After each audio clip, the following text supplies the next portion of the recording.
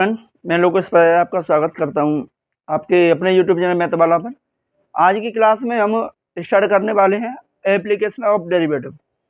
तो आपके मध्यरुपता के मैथ से अभी हम जो एक्सरसाइज यानी 6वां चैप्टर है अवकलन के अनुप्रयोग स्टार्ट करने जा रहे हैं। ठीक है, तो अवकलन का अनुप्रयोग में इस चैप्टर में क्या क्या पढ़ाया जाएगा, क्या क्या हमें पढ़ना है, ठीक है, उसके बारे में हम पहले जान लेते हैं। तो यहाँ क्या है कि अवकलन के जो अनुप्रयोग है वो एक अवकलन का ही हिस्सा है, तो वो उसका प्रयोग हमें करना है बस। तो हमें प्रयोग किस चीज़ में करना है, क्या क्या है प्रयोग करने के लिए हमारे टॉपिक, तो आइए पहले वो टॉपिक जान लेते हैं। तो देखिए आपका पहला इसमें टॉपिक आएगा राशियों के परिवर्तन की दर।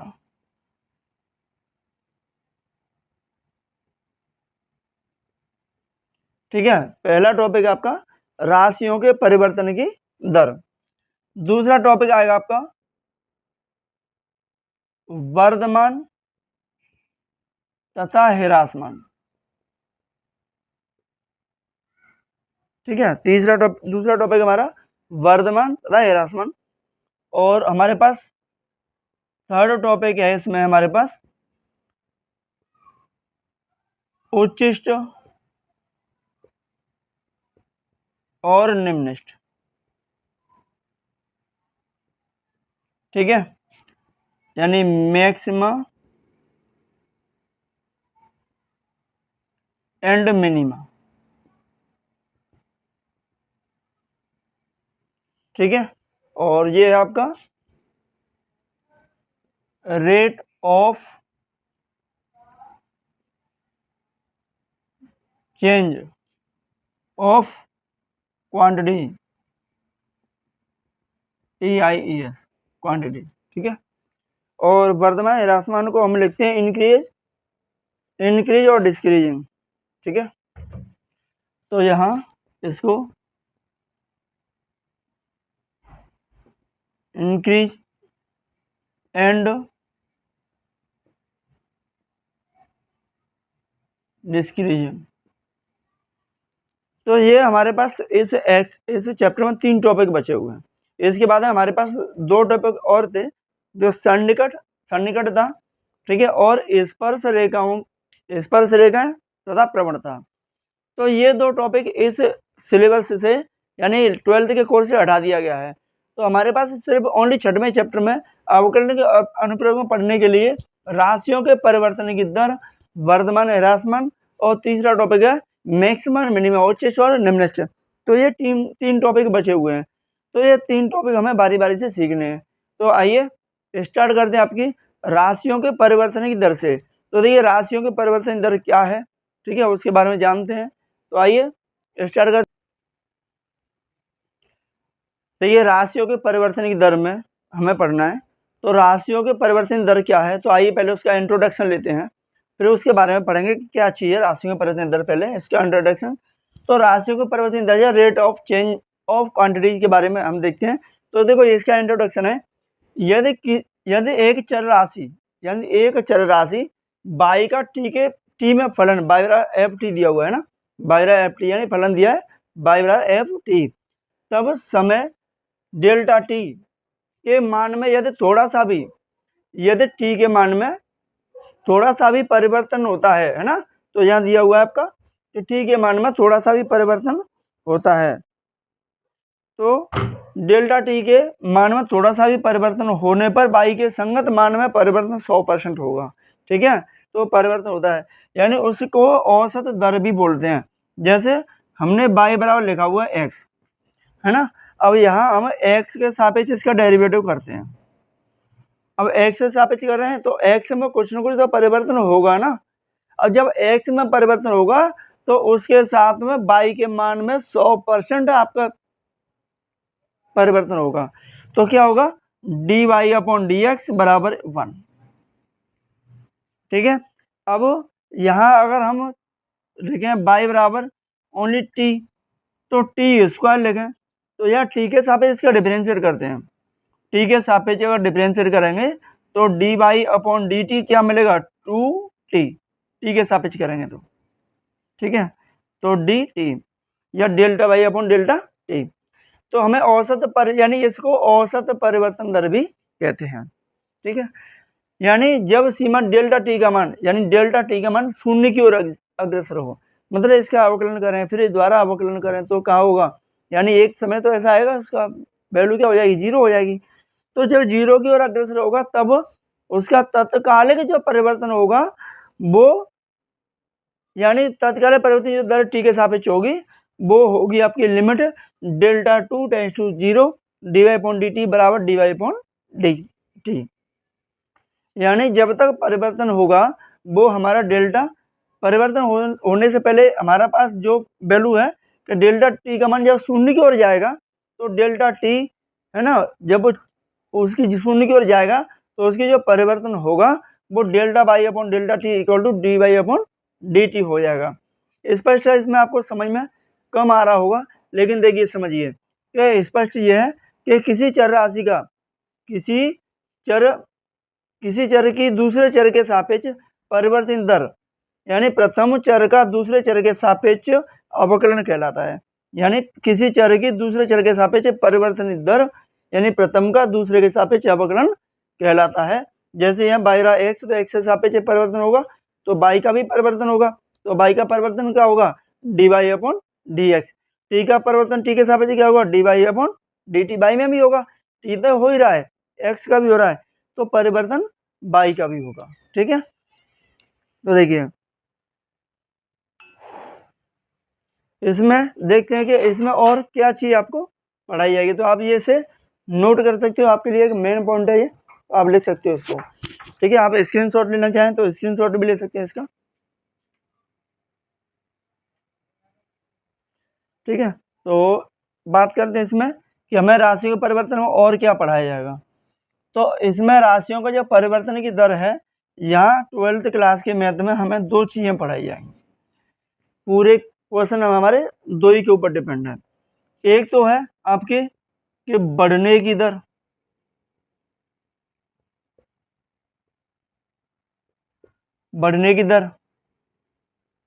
ठीक है, और सेकंड है आपका घटने की दर।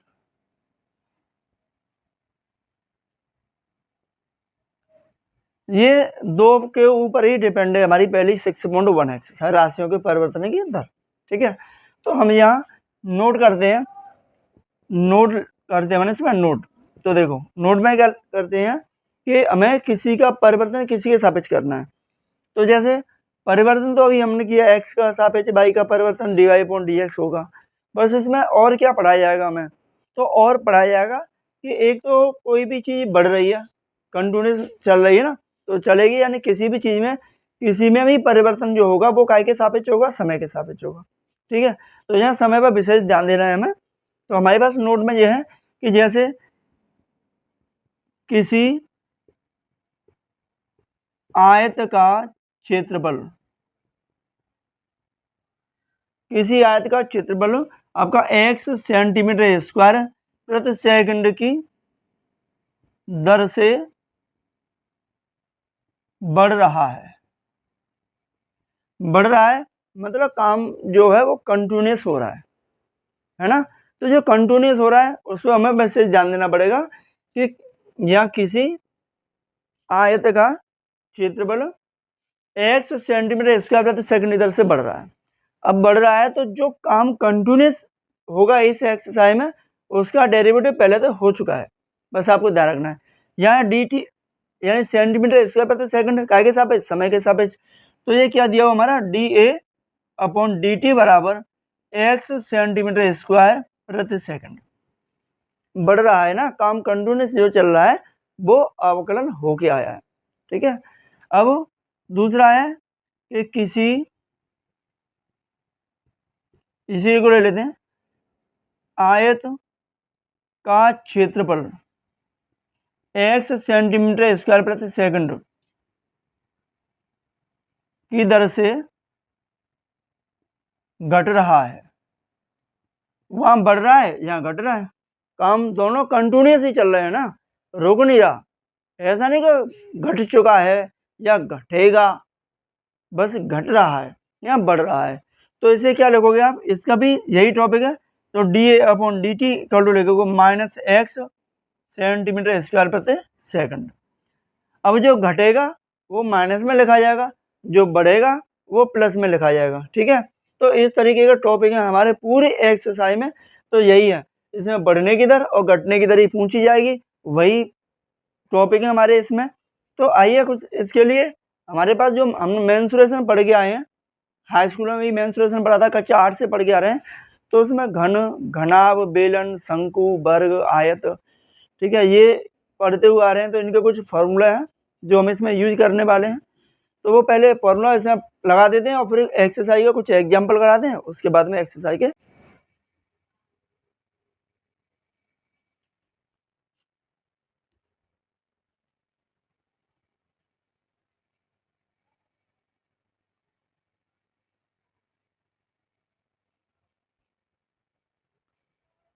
तो मेंसुरेशन का फॉर्मूला कुछ लिख लेते हैं। जो फॉर्मूला हमें प्रयोग करने हैं एक्सरसाइज में, वो फॉर्मूला लिख लेते हैं। तो आप ही साथ में उतारते चलना, ठीक है। तो इसमें हम फॉर्मूला लिखते हैं यहाँ से। तो स्टार्ट कर लेते हैं, आयत तो सही कर लेते हैं।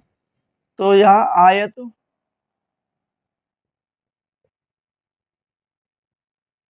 आयत का जो परिमाप होता है वो क्या होता है, आयत को परिमाप को पी से लिखते हैं, यानी परिमाप होता है L2 लंबाई प्लस चौड़ाई L प्लस बी। ठीक है, आयत का क्षेत्रफल A बराबर L इंटू बी, लंबाई इंटू चौड़ाई। ठीक है, अब वर्ग, वर्ग की जो भुजा है उसको हम A से डिनोट करते हैं। A, वर्ग की भुजा को कैसे लिखते हैं, A से। तो यहाँ वर्ग का क्षेत्रफल, वर्ग का क्षेत्रफल क्या होता है, भुजा स्क्वायर, यानी A स्क्वायर। भुजा स्क्वायर लिखो या A स्क्वायर लिखो, क्योंकि भुजा को आपने पहले से A मान लिया है। ठीक है, अब वर्ग का परिमाप, वर्ग का परिमाप यानी P बराबर 4A, 4 इंटू भुजा या 4A वर्ग का परिमाप। ठीक है, अब यहाँ हम घन की बात कर लेते हैं। तो घन की भुजा भी, घन की भुजा को भी हम A से डिनोट करते हैं, A से लिखते हैं ना। अब यहाँ घन का वक्र पृष्ठीय क्षेत्रफल 4A स्क्वायर। ठीक है, घन का संपूर्ण पृष्ठ या कुल पृष्ठीय क्षेत्रफल,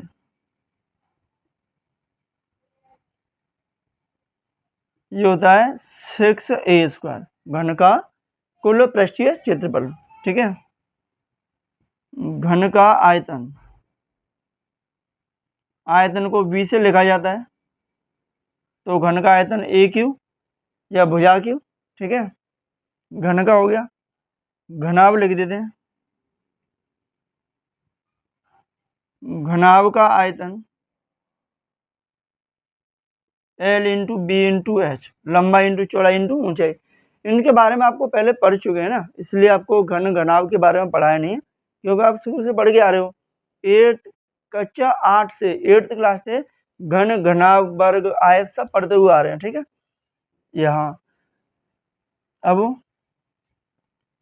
घन का आयतन ही आएगा, शायद यही आएगा बस, और घन का कुल लिख देते हैं, घनाभ, घनाभ का कुल पृष्ठीय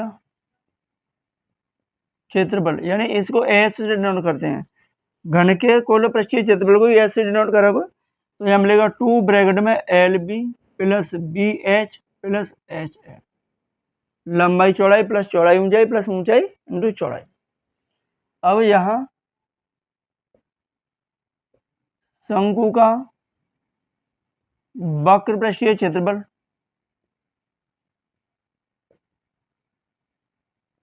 ठीक है, लिख सो एस बराबर लिख लो या A बराबर लिख दो, πRL।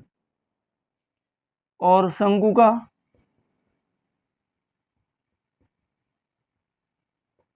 कुल पृष्ठीय क्षेत्रफल पाई आर ब्रैकेट में एल प्लस आर। ठीक है, शंकु का हो गया। अब शंकु का आयतन,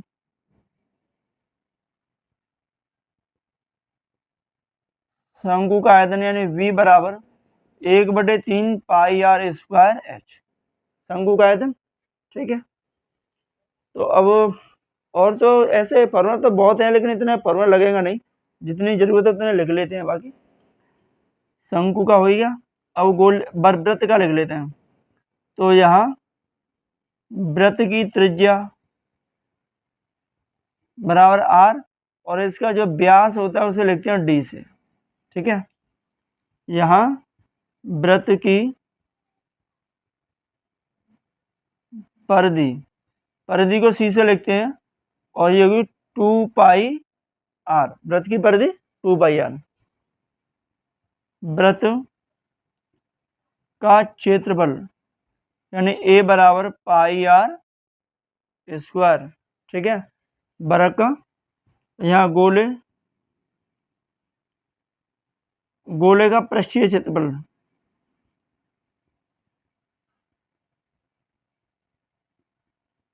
गोले का वक्र पृष्ठ और कोलो पृष्ठीय क्षेत्रफल एक ही होता है। ठीक है, तो इसे लिखते हैं 4 पाई आर स्क्वायर गोले का। अब यहाँ गोले का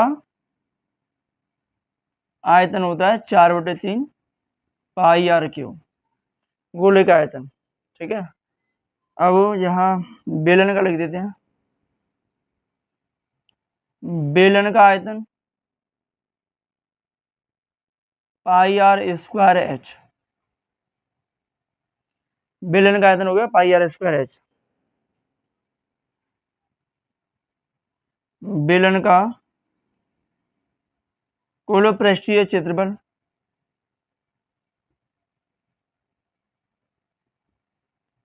टू पाई आर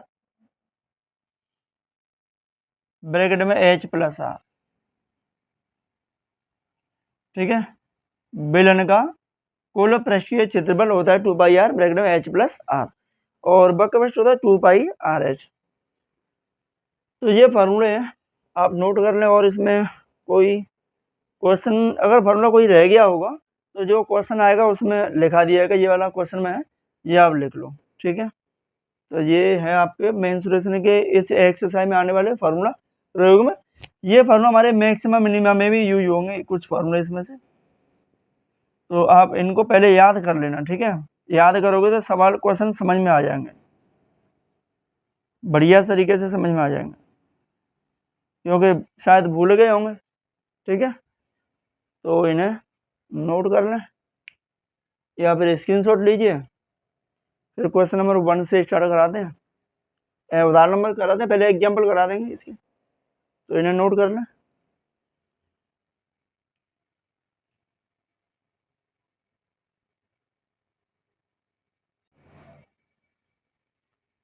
तो ये थे इसके फार्मूले।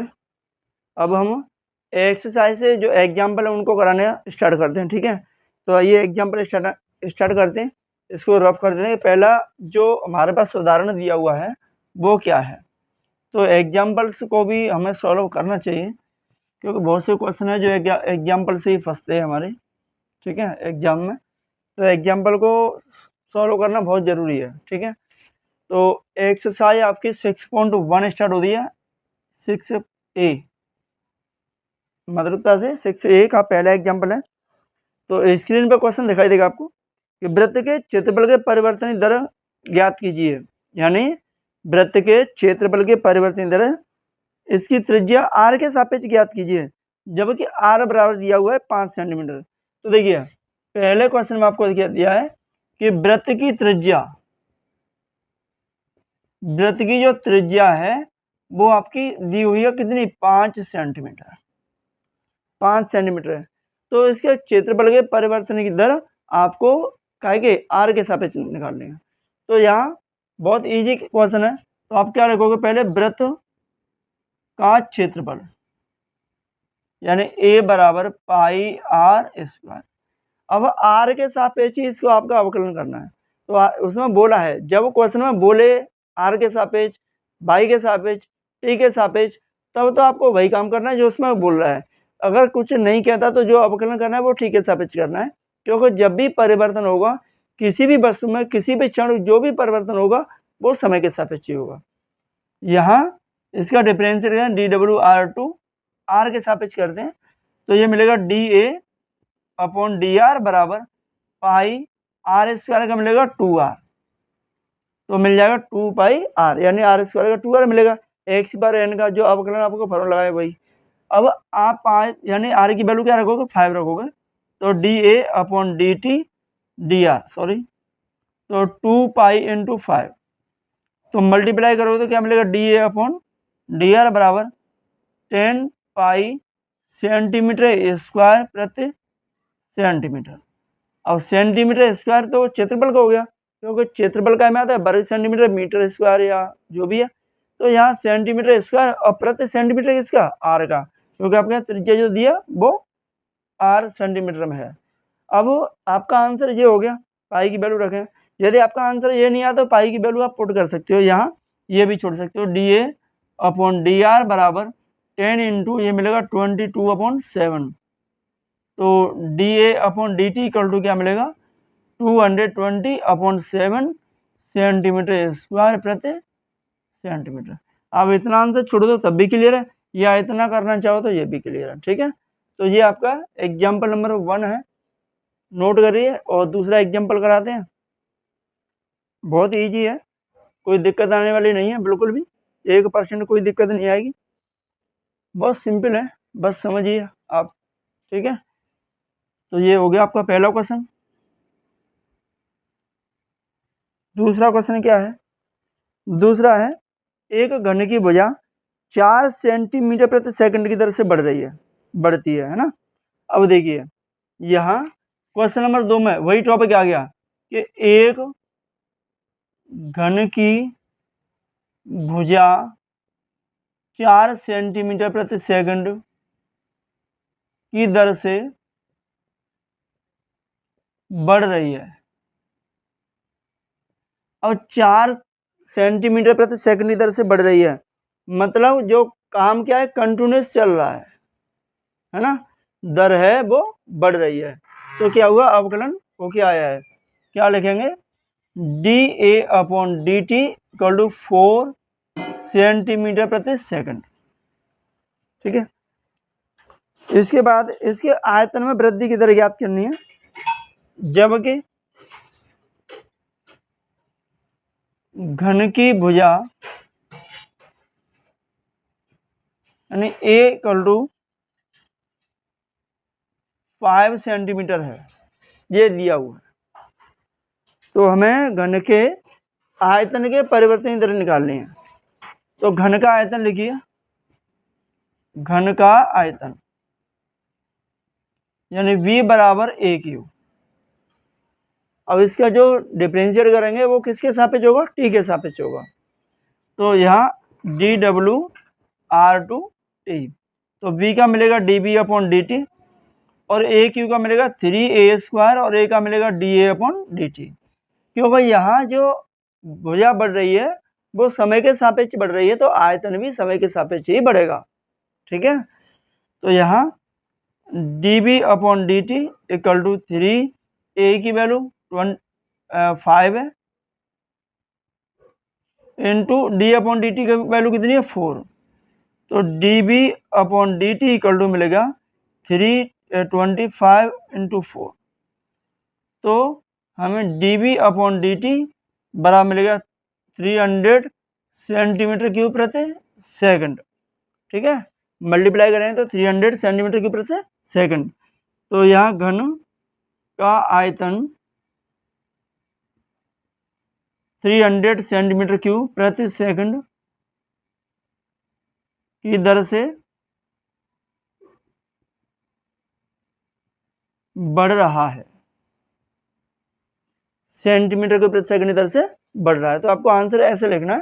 तो देखो ये हो गया, एक घन की भुजा 4 सेंटीमीटर प्रति सेकंड की दर से बढ़ रही है, तो जब भुजा बढ़ रही है यानी कंटिन्यूस हो रहा है काम, तो वो D A upon D T मतलब भुजा का अवकलन होके आया है, ठीक है। जबकि लास्ट में उसकी दिया कि उसके घन की जो भुजा है वो 5 सेंटीमीटर है, तो उसके आयतन में परिवर्तन की दर हमें निकालनी है। तो घन का आयतन ए बराबर यानी बी बराबर ए क्यू, तो डिफरेंशिएट 3a² डी/dt, बाकी a² की वैल्यू ए की वैल्यू 5 और d/dt वैल्यू 4 रख के मल्टीप्लाई कर दो, बस हो गया आंसर। ठीक है, नोट कीजिए। क्वेश्चन नंबर 2 हो गया है आपका। अब तीसरा जो है एग्जाम्पल वो देखते हैं।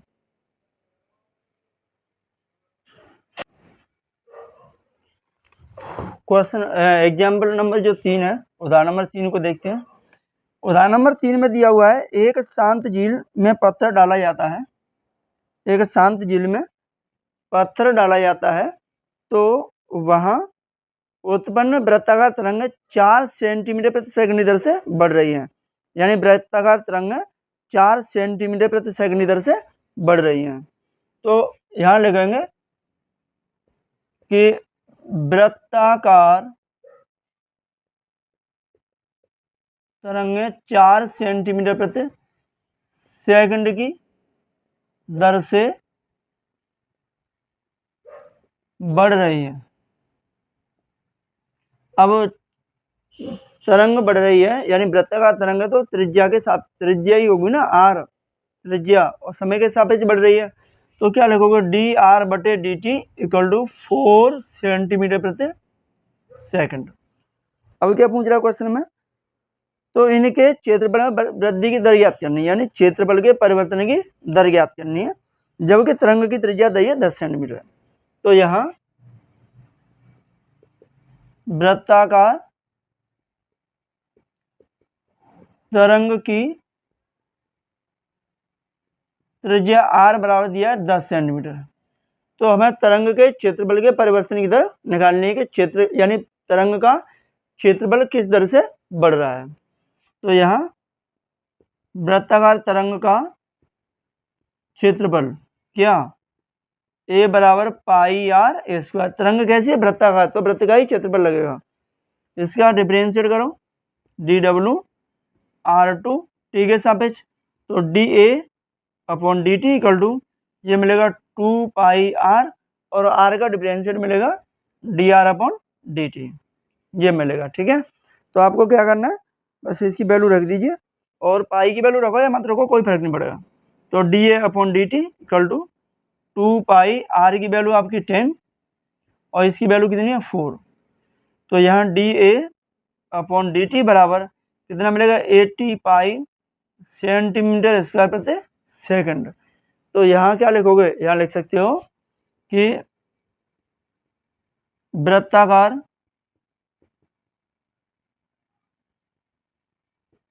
तरंग का क्षेत्रफल 80 पाई सेंटीमीटर स्क्वायर प्रति सेकंड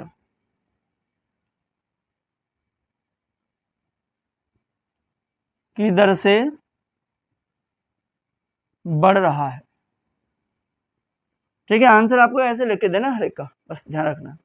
तो यहाँ पाई की वैल्यू पुट करो या मत करो कोई फर्क पड़ने वाला नहीं है, इसमें कुछ खास नहीं है एक्स्ट्रा के, हमें इसमें पाई की वैल्यू रखनी है। ठीक है, तो ये आपका एग्जाम्पल है वो 3rd है। ठीक है, तो 4th एग्जाम्पल देखते हैं क्या है, ये आप नोट करें या स्क्रीनशॉट लीजिए। क्वेश्चन नंबर 4 देखते हैं। क्वेश्चन नंबर इसका एग्जाम्पल नंबर जो 4 है वो क्या है। ठीक है, बहुत ही इजी क्वेश्चन है, बस कुछ खास दिमाग खराब करने वाले क्वेश्चन नहीं है। तो देखिए उदाहरण नंबर 4 दिया हुआ है आपका कि एक बेलनाकार टंकी में 314 मीटर क्यूब प्रति घंटा की दर से चावल भरा जाता है। ठीक है, तो यहाँ उदाहरण नंबर 4 में बेलनाकार टंकी है,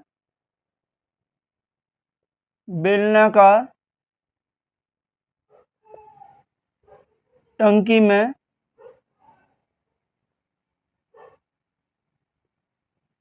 चावल 314 मीटर क्यूब प्रति घंटा की दर से चावल भरा जाता है। भरा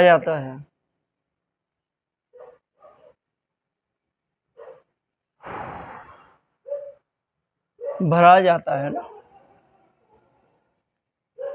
मतलब भरा जाता है, भरा जब भर रहे हैं तब का, जब काम हो रहा है, जबकि पूछ कह रहे हैं, ठीक है।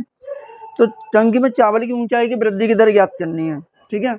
अब यहाँ चावल में, जो टंकी में चावल उठ रहा है ऊपर की तरफ, तो वो कितनी दर से ऊपर उठ रहा है, यानी ऊंचाई में वृद्धि की दर ज्ञात करनी है, जबकि टंकी के आधार की त्रिज्या दी है 5 सेंटीमीटर। यानी यहाँ ये तो हो गया, भरा जाता है, तो चावल ये भरा है, तो ये क्या दिया है हमारे पास, dB/dt बराबर 314 मीटर क्यूब प्रति हावर्स लिख देते हैं, क्योंकि क्यू दिया हुआ है तो आयतन है, स्क्वायर देगा तो क्षेत्रफल है, ओनली सेंटीमीटर देगा तो परिमाप भी हो सकता है, परिधि भी हो सकती है, भुजा भी हो सकती है, त्रिज्या भी हो सकती है, जैसी कंडीशन आएगी वैसी वैल्यू हो सकती है। लेकिन क्यू आएगा तो आयतन होगा, किसी का भी आयतन हो सकता है, किसी का भी, और स्क्वायर देगा तो वो क्षेत्रफल होगा। जैसे यहाँ क्यू दिया है तो वो आयतन है, और स्क्वायर देगा तो क्षेत्रफल है, ठीक है।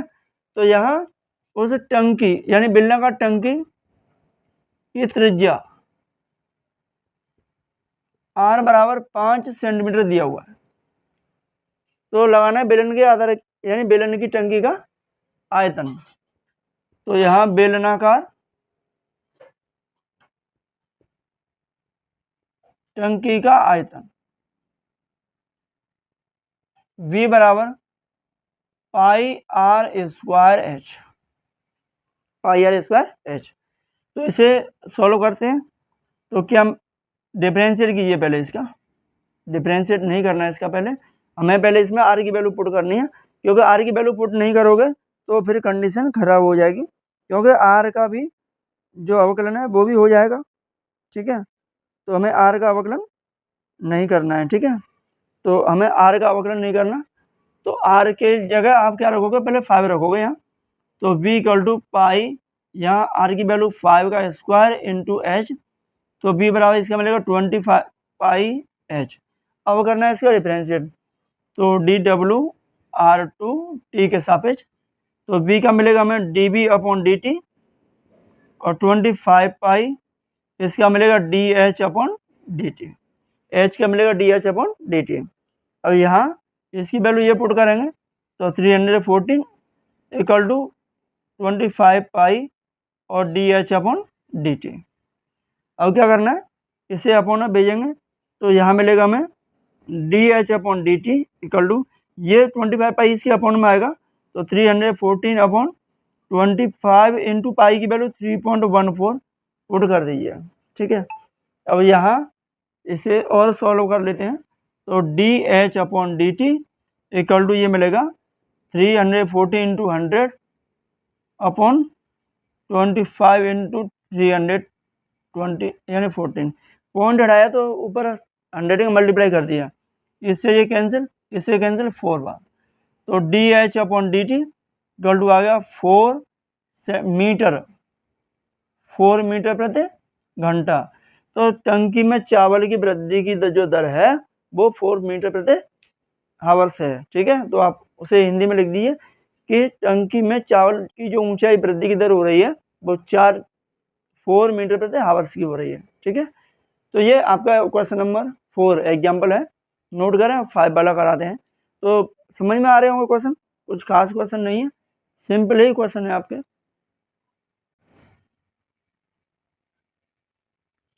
क्वेश्चन नंबर 4 हो गया। अब एग्जाम्पल नंबर जो 5 है वो देखिए, एग्जाम्पल नंबर जो 5 क्या है, तो उदाहरण नंबर जो 5 है वो कहता है कि वक्र बाई स्क्वायर बराबर 2x, यानी 5 क्वेश्चन एग्जाम्पल है, तो वक्र बाई इक्वल टू 2x पर वह बिंदु ज्ञात कीजिए, वक्र पर वह बिंदु ज्ञात कीजिए जिस पर भुज और कोटि, यानी जिस पर भुज और कोटि समान रूप से बढ़ते, सॉरी, यानी भुज क्या है, जो भुज होता है उसको हम लिखते हैं क्या, x, और कोटि को लिखते हैं क्या, y। तो भुज और कोटि दोनों समान रूप से बढ़ते हैं, तो यहाँ dx/dt बराबर मिलेगा हमें dy/dt, क्योंकि ये समान दर से बढ़ रहे हैं।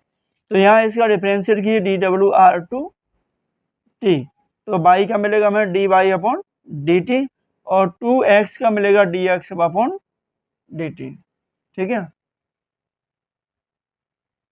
क्या मिलेगा, यहाँ बाई स्क्वायर है तो ये हमें 2 मिलेगा और बाई का d Y upon D t, तो यहाँ से 2 ये d Y upon D T equal to 2, ये यहाँ हमारे पास डी एक्स अपॉन जो डी टी है वो d Y upon D t के इक्वल है, तो इसकी जगह क्या रखोगे आप, d Y upon D t, तो D Y upon D t से d Y upon D t cancel कर दीजिए, यहाँ से लगेंगे बाई इक्वल टू 2/2, तो 2 से 2 कैंसिल होगी 1 बार, तो बाई इक्वल टू कितना मिलेगा 1, तो बाई की वैल्यू तो 1 आ गया, अब क्या चाहिए, एक्स की वैल्यू चाहिए, तो यहाँ से 2x इक्वल टू 22, यानी एक्स बाई का मान वक्र में रखने पर, तो यहाँ 2x इक्वल टू बाई का यानी 1 का स्क्वायर, तो 1 का स्क्वायर तो 1 ही होगा, तो 2x इक्वल टू क्या मिलेगा हमें 1, तो x इक्वल टू मिलेगा 1/2,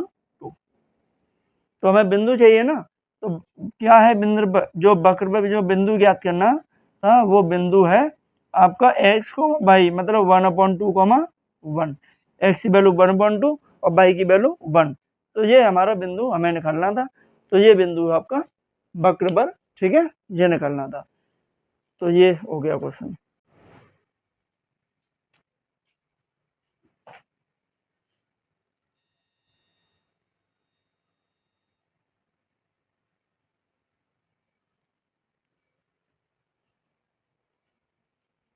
क्वेश्चन नंबर 6 है, एक 30 मीटर लंबी सीढ़ी दीवार के सहारे झुकी हुई है, सीढ़ी का निचला सिरा जमीन के अनुदिश 4 मीटर प्रति सेकंड दर से खींचा जा रहा है, तो दीवार पर इसकी ऊंचाई घटने की दर ज्ञात करनी है, जबकि सीढ़ी के नीचे का जो सिरा है वो दीवार से 5 मीटर दूर है, ठीक है, तो देखिए ये एक सीढ़ी है जो 30 मीटर लंबाई है, दीवार के सहारे झुकी हुई है, तो इसकी ऊंचाई, दीवार की ऊंचाई को हमने बाई मान लिया और जो आधार है उसको मान लिया एक्स। अब इसमें क्या है कि इसका नीचे का जो सिरा है, जो नीचे का सिरा है वो 4 मीटर प्रति सेकंड दर से खींचा जाता है, तो ये हमारा d x upon D t हो गया, d x upon D T equal to मिल गया 4 मीटर प्रति सेकंड। अब इसमें जो नीचे का सिरा है दीवार से, जो सीढ़ी का निचला सिरा है वो इससे 5 मीटर दूर है, तो यानी एक्स बराबर दिया हुआ है 5 मीटर, 5 मीटर है ना, तो यहाँ दीवार की लंबाई ऊंचाई एक्स हो गई है, वो बाई मान लेते हैं, माना दीवार की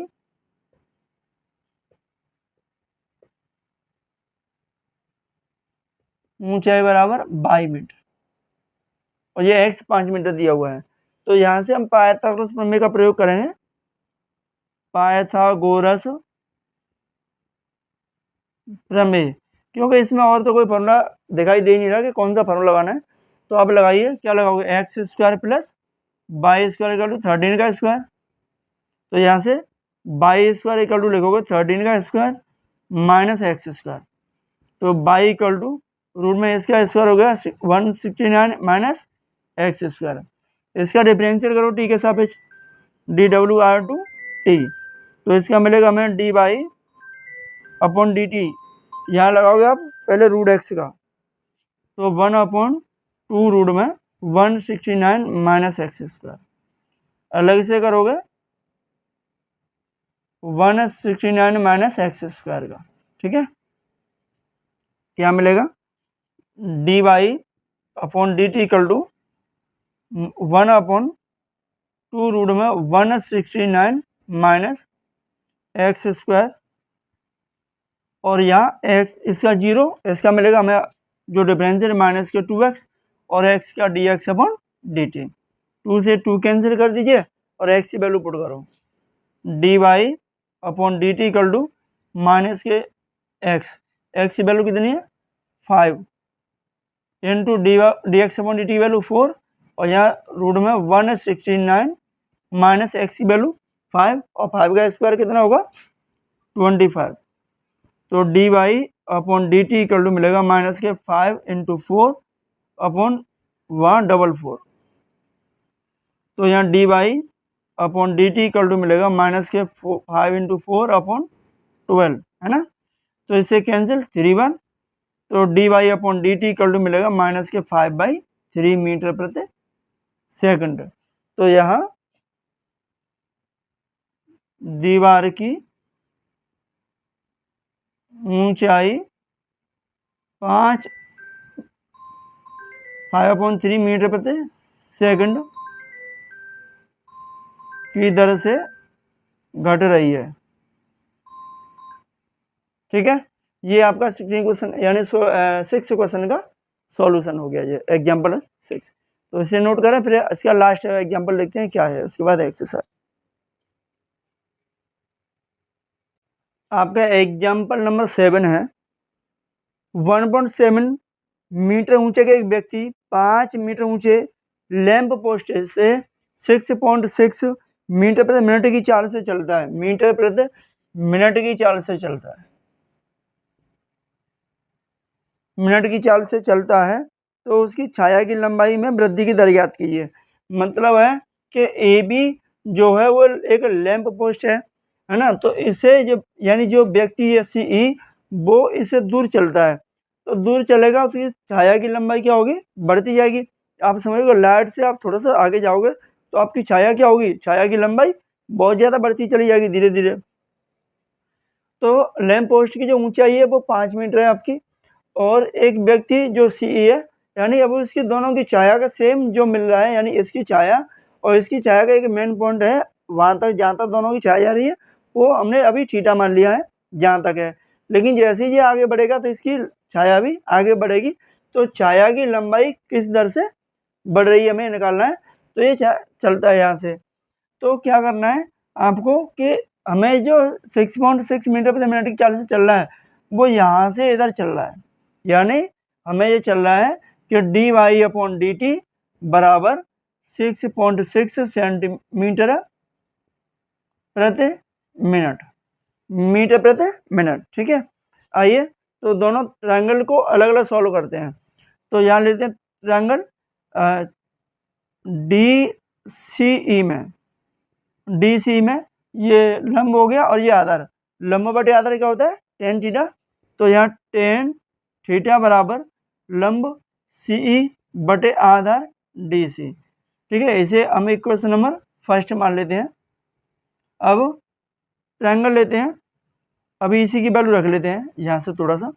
तो tan थीटा बराबर डी है 1/7 CE अपॉन DC है x, इसको मान लेते हैं आप इक्वेशन नंबर फर्स्ट। अब ट्रायंगल पूरा लीजिए, क्या लेंगे ABC में। तो यहाँ से लोगे tan theta equal to AB बटे DB या BD कुछ भी ले सकते हैं। तो यहाँ से हमें क्या मिलेगा, tan थीटा बराबर AB है, AB आपका कितना है 5, और DB कितना है, DB हो जाएगा x प्लस वाई, यानी ये और ये दोनों ऐड हो जाएंगे तो हमें x प्लस वाई मिल जाएगा। ये क्वेश्चन नंबर हो गया आपका सेकंड। तो देखिए दोनों में क्या है यहाँ कि हमारे पास इक्वेशन नंबर फर्स्ट व सेकंड से, समीकरण नंबर फर्स्ट व सेकंड से दोनों किसके इक्वल है, tan थीटा के। तो ये दोनों वैल्यू क्या होंगे, इक्वल होंगे। तो यहाँ 1/7 अपॉन एक्स और ये मिलेगा हमें 5/x प्लस वाई। तो दोनों का मल्टीप्लाई करते हैं क्रॉस में, क्या मिलेगा 5x इक्वल टू 1/7 x और ये आपका प्लस 1/7 वाई। इसे आप इस तरफ लाओगे तो यहाँ मिलेगा हमें 5x minus 1/7x equal to 1/7 Y. 5 में से 1/7 माइनस करोगे तो क्या मिलेगा हमें 3.3 x इक्वल टू 1/7 वाई। अब इसका डिफरेंस करोगे किसके सापेक्ष करोगे, t के सापेक्ष। तो इसका मिलेगा 3.3 dy/dx/dt इक्वल टू 1/7 dy/dt। यहाँ से लिखोगे dx/dt, यहाँ लिख देते हैं dx/dt इक्वल टू 1/7/3.3 और ये dy/dt की जो वैल्यू है वो है 6.6, तो इनटू में 6.6। ठीक है, तो यहाँ से तो पॉइंट हट ही जाएगा, मिलेगा हमें dx/dt, इसे कैंसिल हो जाएगा 2 बार, तो 2 का मल्टीप्लाई करेंगे 3.4 मीटर प्रति मिनट। तो यहाँ व्यक्ति की छाया की लंबाई, यानी यहाँ व्यक्ति की छाया की लंबाई 3.4 मीटर प्रति मिनट की दर से बढ़ रही है।